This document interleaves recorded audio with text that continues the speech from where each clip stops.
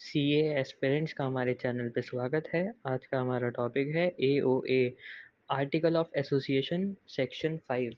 AOA होता है internal regulations, rules और रेगुलेशंस होते हैं कंपनी की सारी, वो एओए में लिखी जाती हैं। इसके कंटेंट्स होते हैं, पहला कंटेंट उसमें रेगुलेशंस होते हैं, वो सारी रेगुलेशन जो मैनेजमेंट के लिए इम्पोर्टेंट है वो एओए में लिखी जाती हैं। दूसरा, इंक्लूजन ऑफ मैटर्स, उसमें वो मैटर्स जो भी कंपनीज एक्ट ने प्रिस्क्राइब करे हैं वो आएंगे। दूसरा, कोई भी एडिशनल मैटर जो मैनेजमेंट के लिए नेसेसरी है वो भी आएगा एओए में। तीसरा पॉइंट है हमारा एंट्रेंचमेंट का। ये इंपॉर्टेंट पॉइंट है। एंट्रेंचमेंट का होता क्या है, मतलब कि एओए जो होता है हमारा वो ऑल्टर हो सकता है बहुत आसानी से, क्योंकि एओए को ऑल्टर करने के लिए केवल स्पेशल रेजोल्यूशन पास कराना होता है। अभी एओए का ऑल्ट्रेशन का भी वो सेक्शन आएगा तो उसमें पढ़ेंगे। लेकिन अभी एंट्रेंचमेंट जो होता है, अब जैसे ऑल्टर हो गया एओए एक स्पेशल रेजोल्यूशन पास करके, है ना, आसानी से अब कंपनी चेंज कर सकती है, तो कंपनीज उसको रिस्ट्रिक्ट करना चाहती हैं कि एकदम एकदम हम आर्टिकल को चेंज ना करें, तो इसलिए एंट्रेंचमेंट का एक प्रोविजन होता है। इसका लिखा हुआ भी है कि entrenchment makes it more difficult to change it. यानी कि एंट्रेंचमेंट अगर आ जाता है प्रोविजन एंट्रेंचमेंट का, तो वो एओए का चेंज को रोक देता है। वो रिस्ट्रिक्ट करता है कि कंपनीज चेंज नहीं कर सकते। वो एक तरीके से एओए को मोर प्रोटेक्टिव बनाता है, जैसे कि एक शील्ड टाइप सी बना देता है वो एओए के सामने, कि तुम एकदम चेंज नहीं कर सकते उसको, है ना। और अगर इंट्रेंचमेंट है तुम्हारे आर्टिकल में तो उसका भी अलग से प्रोविजन तुम्हें डालना पड़ेगा आर्टिकल ऑफ एसोसिएशन में, है ना। दूसरा ये कि manners of inclusion of entrenchment provision, यानी कि दो टाइम पे एंट्रेंचमेंट का प्रोविजन आ सकता है। या तो फॉर्मेशन के टाइम ही हम बोल दें कि हम आर्टिकल ऑफ एसोसिएशन में एंट्रेंचमेंट डाल रहे हैं, यानी कि शील्ड डाल रहे हैं जिससे कि हम ऑल्टर ना कर पाएँ। दूसरा ये होता है कि या तो वो अमेंडमेंट के टाइम पे आए, कि कंपनी ने 5-6 साल बाद या कुछ टाइम बाद कंपनी ने सोचा कि यार हम ऑल्टर कर देते हैं आसानी से, कोई भी चेंज होता है तो ये तो गलत है, तो हम एंट्रेंचमेंट बाद में लाते हैं। फॉर्मेशन के टाइम होता है या फिर इनकॉर्पोरेशन के बाद कुछ टाइम बाद तब आता है।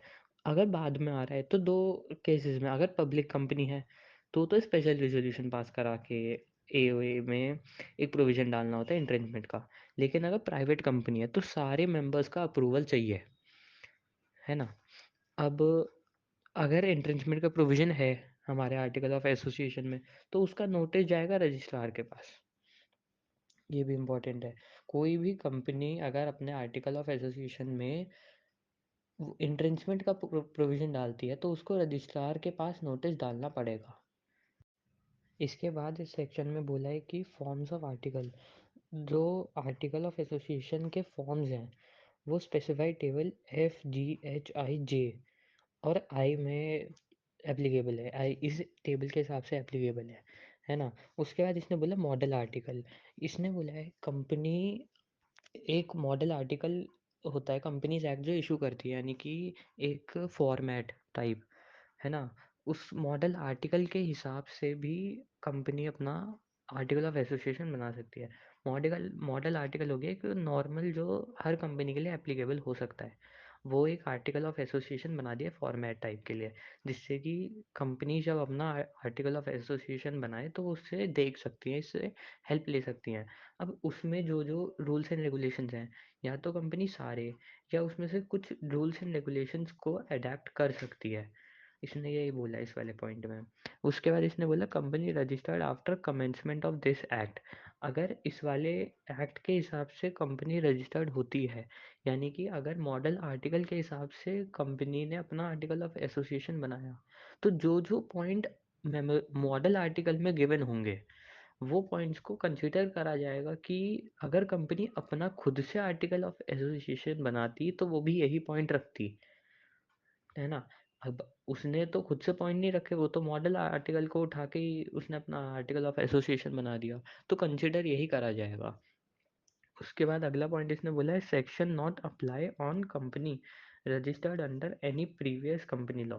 यानी कि अगर कोई कंपनी पहले बनी हुई है और उसको आर्टिकल ऑफ एसोसिएशन के हिसाब से कुछ चेंजेस करने हैं तो वो इस एक्ट के हिसाब से 2013 कंपनीज़ एक्ट के हिसाब से उसको चेंजेस करने पड़ेंगे, और अगर वो चेंज नहीं करता है तो वो एप्लीकेबल नहीं होगा पहले किसी भी कंपनीज़ एक्ट के हिसाब से या कोई और लॉ के हिसाब से भी।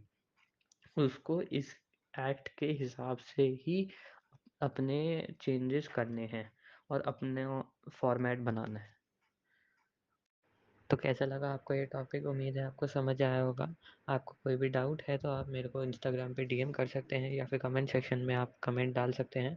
हम आपका कमेंट का रिप्लाई करेंगे और आपके सारे डाउट्स को क्लियर करने की कोशिश करेंगे।